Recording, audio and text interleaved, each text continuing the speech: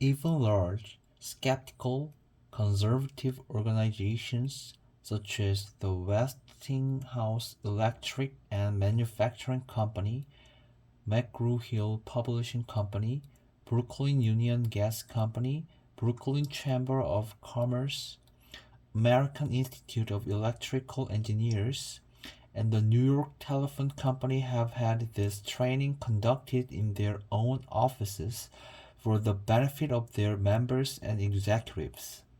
The fact that these men, 10 or 20 years after leaving grade school, high school, or college come and take this training is a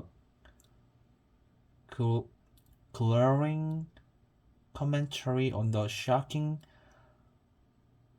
defi- deficiencies of our educational system. What do adults really want to study? That is an important question, and in order to answer it, the University of Chicago, the American Association for Adult Education, and uh,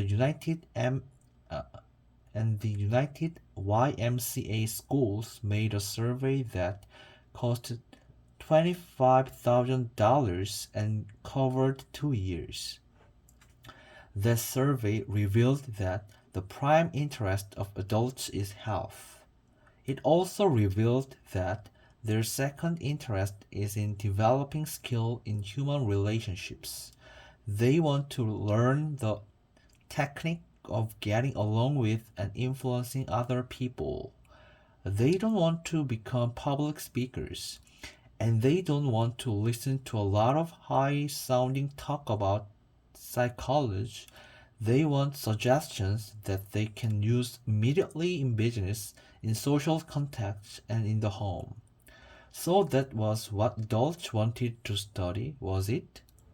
All right, said the people make the survey. Fine. If that is what they want, we will give it to them. Looking around for a textbook, they discovered that no working manual had ever been written to help people solve their daily problems in human relationships. Here was a fine kettle of fish. For hundreds of years, learned volumes had been written on Greek and Latin and higher mathematics topics about which the average adult doesn't give two hoots. But on the one subject on which he has a thirst for knowledge, a veritable passion for guidance and help, nothing. This explains the presence of 2,500 eager adults crowding into the grand ballroom of the Hotel Pennsylvania in response to a newspaper advertisement. Here, apparently, at last was the thing for which they had long been seeking. Back in high school and college, they had pored over books, believing that knowledge alone was the open sesame, sesame to financial and professional rewards. But a few years in the rough and tumble of business and professional life had brought sharp disillusionment. They had seen some of the most important business successes won by men who possessed, in addition to their knowledge, the ability to talk well, win people to their way of thinking, and sell themselves and their ideas. They soon discovered that if one aspired to wear the captain's cap and navigate the ship of business, personality and the ability to talk are more important than a knowledge of Latin verbs or a sheepskin from Harvard. The advertisement in the New York Sun promised that the meeting in the Hotel Pennsylvania would be highly entertaining. It was. 18 men who had taken the course marshaled in front of the loudspeaker, and 15 of them were given precisely 75 seconds each to tell his story. Only 75 seconds of talk, then bang went the gavel, and the chairman shouted, "Time, next speaker." The affair moved with the speed of a herd of buffalo thundering across the plains. Spectators stood for an hour and a half to watch the performance.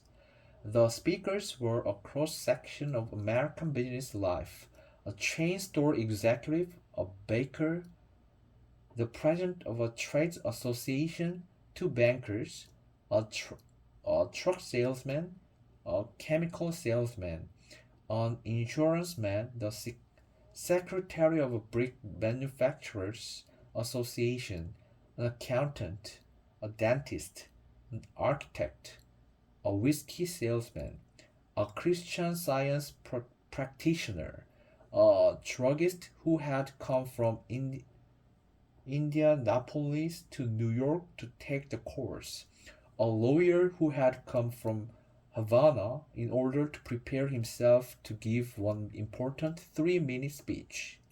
The first speaker bore the Gallic name of Patrick J. O'Hare.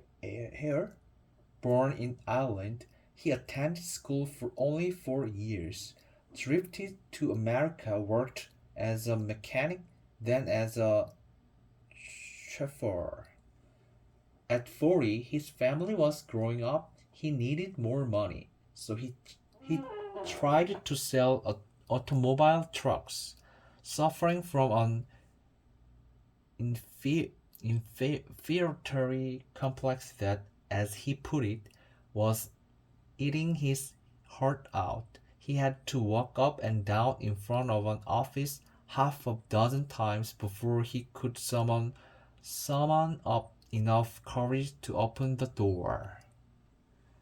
He was so discouraged as a salesman that he was thinking of going back to work with his hands in a machine shop when one day he received a letter inviting him to an organization meeting of the Dale Carnegie course in effective speaking.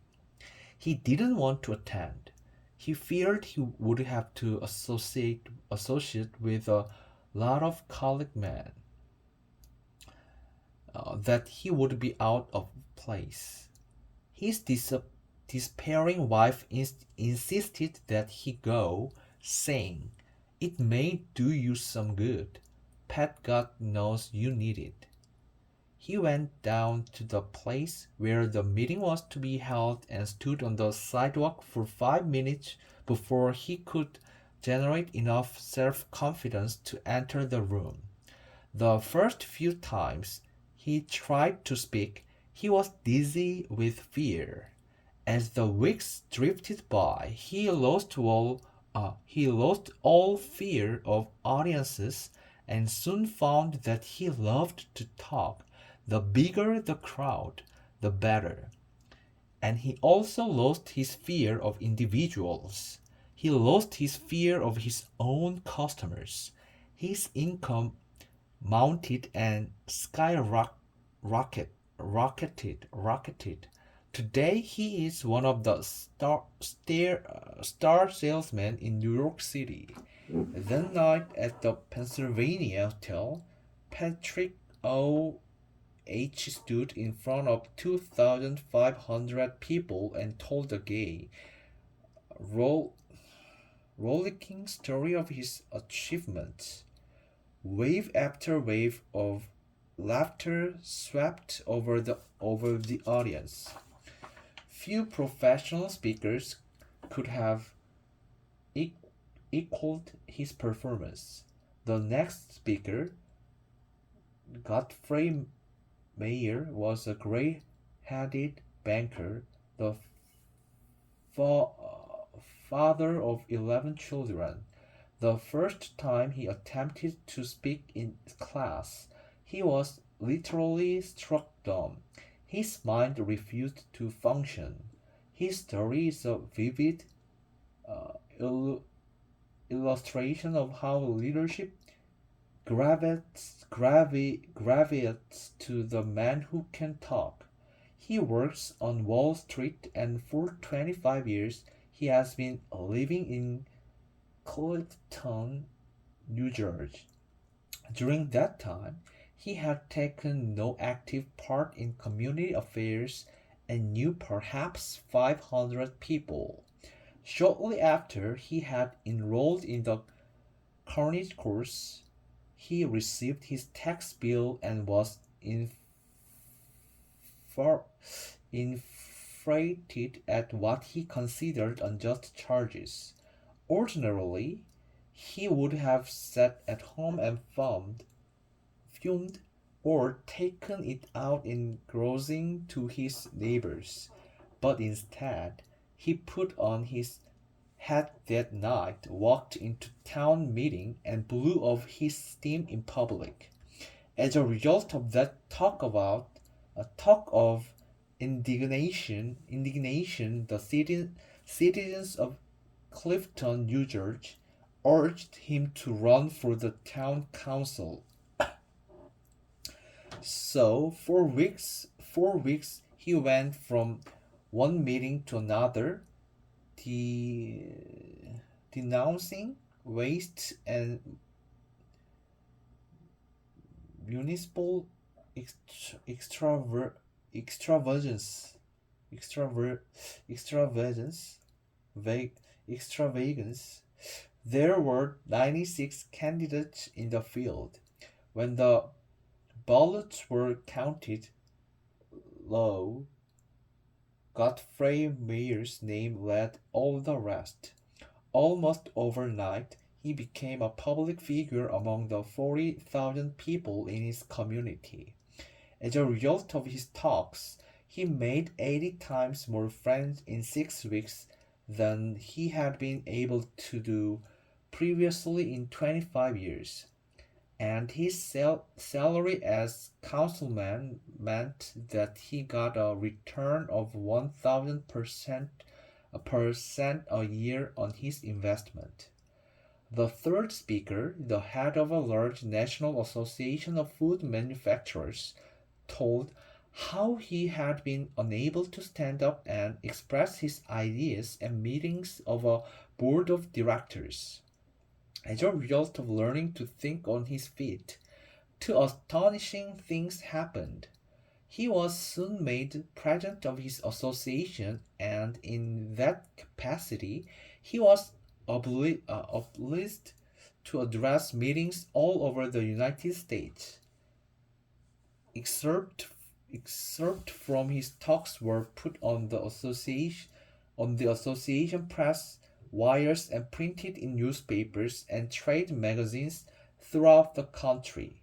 In 2 years, after learning to speak, he received more free publicity for his company and its product than he had been able to get previously by $250,000 spent in direct advertising. This speaker admitted that he had formerly hesitated to telephone some of the more important business executives in lower Manhattan and invite them to lunch with him. But as a result of the pres- prestige he had acquired by his talks, this same man now telephoned him and invited him to lunch and apologized to him for encroaching on his time. The ability to speak is a shortcut to distinction.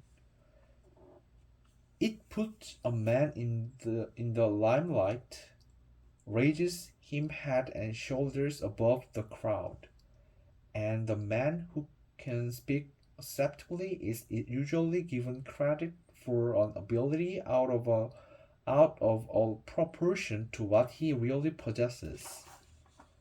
A movement for adult education is sweeping over the nation today, and the most spectacular force in that movement is Dale Carnegie, a man who has listened to and criticized more talks by adults than has any other man in uh, capa- captivity. captivity. According to a recent cartoon by Believe It or Not, Rip, Rip, Ripley, he has criticized 150,000 speeches. If that grand total doesn't impress you, remember that it means one talk for almost every day that has passed since Columbus discovered America. Or, to put it in other words, if all the men who have spoken before him had used only 3 minutes and had appeared before him in succession, it would have taken a solid year listening day and night to hear them all. Dale Carnegie's own career, filled with sharp contrasts, is a striking example of what a man can accomplish when he is obsessed with an original idea and afire with enthusiasm. Born on a farm 10 miles from a railway, he never saw a street car until he was 12 years old. Yet today, at 46, he's familiar with the far flung corners of the earth, everywhere from Hong Kong to Hammerfest and at one time he approached closer to the North Pole than Admiral Bree's headquarters at Little America were to the South Pole. This lad who once picked strawberries and cut cucum, cucumbers for 5 cents an hour is now paid $1 a minute for training the executives of large corporations in the art of self-expression. This erstwhile cowboy who once punched cattle and branded cables and rode fences out in western South Dakota later went to London and put on shows under the patronage of His Royal Highness the Prince of Wales. This chap this chap who was a total failure the first half dozen times that he tried to speak in public later became my personal manager. Much of my success has been due to training under Dale Carnegie. Young Carnegie had to struggle for an education, for hard luck was always battering away at the old farm in northwest Missouri with a flying tackle and a body slam. Year after year, the one 102 river rose and drowned the corn and swept away the hay. Season after season, the fat hogs sickened and died from cholera. The bottom fell out of the market for cattle and and the bank threatened to foreclose the mortgage. Sick with discouragement, the family sold out and bought another farm near the state teachers' college in Warrensburg. M. Board and room could be had in town for $1 a day, but young Carnegie couldn't afford it. So he stayed on the farm and commuted on horseback 3 miles to college each day. At home, he milked the cows, cut the wood, fed the hogs, and studied his Latin verbs by the light of a coal oil lamp until his eyes blurred and he began to nod. Even when he got to bed at midnight, he set the alarm for 3 o'clock. His father bred uh, pe- pedigreed DJ Hawks, and there was danger during the bitter cold night of the young pigs freezing to death. So they were put in a basket covered with a gunny sack and set behind the kitchen stove. True to their nature, the pigs demanded a hot meal at 3 a.m. So when the alarm went off, Dale Carnegie crawled, crawled out of the blankets, took the basket of pigs out to their mother, waited for them to nurse, and then brought them back to the warmth of the kitchen stove.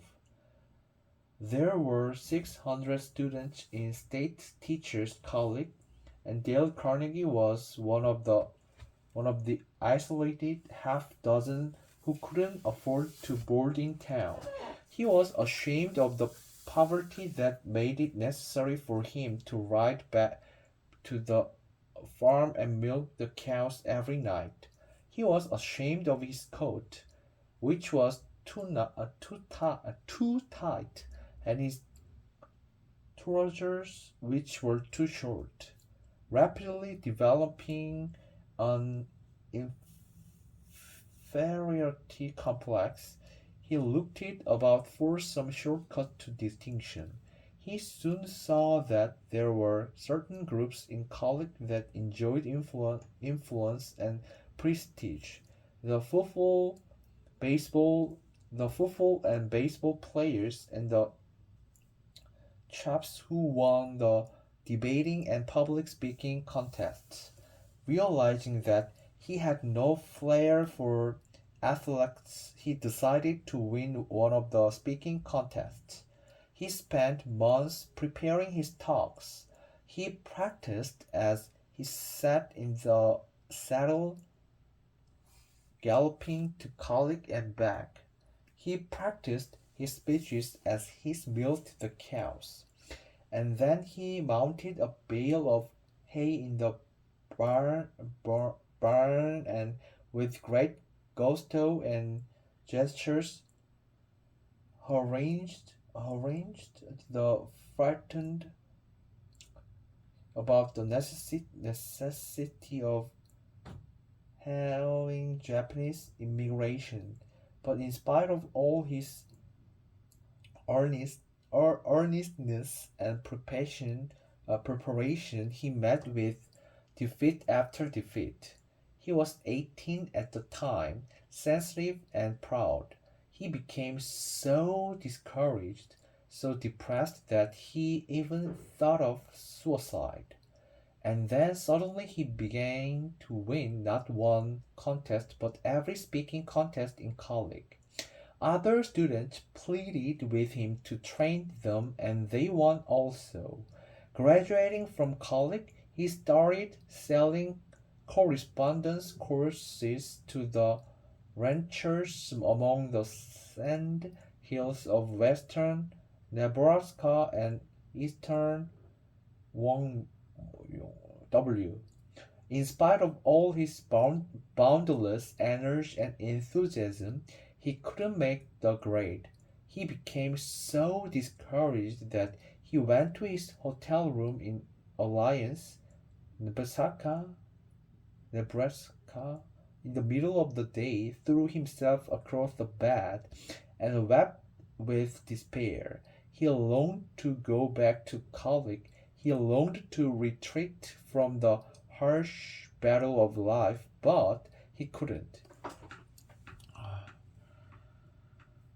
So he resolved to go to Omaha and get another job.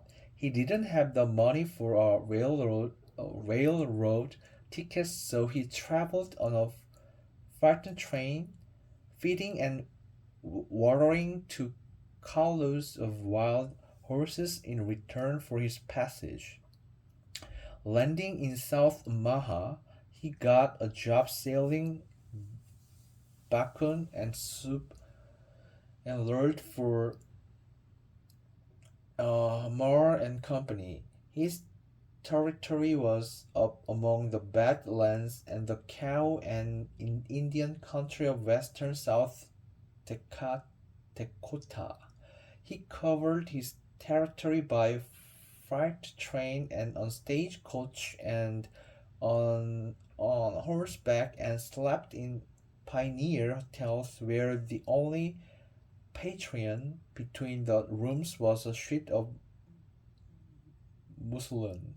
He studied books on salesmanship, wrote bucking brochures, played poker with schoolmen, and learned how to collect money.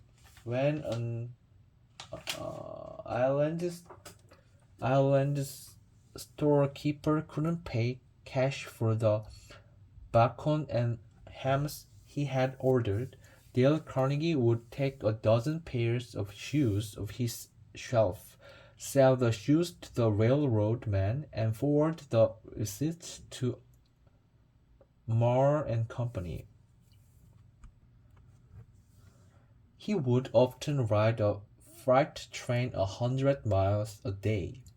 When the train stopped it to unload freight, he would dash uptown, see 3 or 4 merchants, get his orders, and when the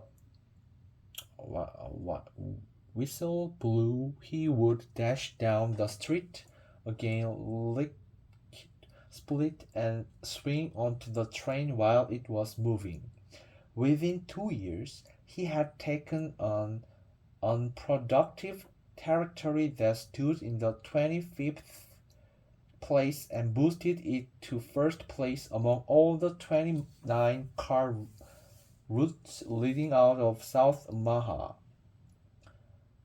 Marr and Company offered to promote him, saying, "You have achieved what seemed impossible." But he refused the promotion and resigned, went to New York, studied at the American Academy of Dramatic Arts, and toured the country playing the role of Dr. Hunley in Polly of the Circus. He would never be a Booth or a Barrymore. He had the good sense to recognize that, so back he went to sales work again, dispensing automobile trucks for the Packard Motor Car Company. He knew nothing about machinery and cared nothing about it. Nothing about it. Dreadfully unhappy, he had to scourge himself to his task each day. He longed to have time to study, to write the books he had dreamed about written back in college. So he resigned. He was going to spend his days writing stories and novels and support himself by teaching in a night school. Teaching what? As he looked back and evaluated his college work, he saw that his training in public speaking had done more to give him confidence, courage, poise, and the ability to meet and deal with people in business than had all the rest of his college courses put together. So he urged the YMCA schools in New York to give him a chance to conduct courses in public speaking for businessmen. What? Make orators out of businessmen? Absurd. They knew. They had tried such courses and they had always failed. When they refused to pay him a salary of $2 a night, he agreed to teach on a commission basis and take a percentage of the net profits if there were any profits to take. And inside of 3 years, they were paying him $30 a night on that basis instead of two. The, the course grew. Otherwise heard of it. Then other cities, Dale Carnegie soon became a glorified circuit rider covering New York, Philadelphia, Baltimore, and later London and Paris. All the textbooks were too academy and impractical for the businessmen who flocked to his courses. Nothing daunted, he sat down and wrote on entitled Public Speaking and Influencing Men in Business. It is now the official text of all the YMCA's as well as of the American Bankers Association and the National Credit Men's Association.